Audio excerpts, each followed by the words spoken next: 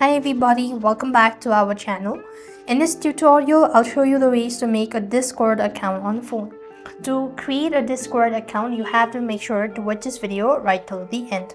So what you want to do is you could actually go to your respective app store, and on the search box you simply want to type in Discord and install it. So once you're done installing the application, then you could actually go ahead and create your account, right? So after you're done installing the application, you simply want to go ahead and open the Discord app, and it's going to take you to this page. Now to register, click on the register, and you could either go with your phone number or an email address. In my case, I'm going to go with the email, and click on the next button, after which you want to create a display name. Here what you have to do is you simply want to go ahead and create your password as well, and tap on the next button. As you do it, so for the age verification, you want to type in your age and click on the confirm button. Once done, click on create account, and then you have to make sure to verify, so click on confirm once again, and it's gonna send you a verification code, some sort of that, and you have to make sure to go ahead and verify it, and that way you'll be able to successfully create your account.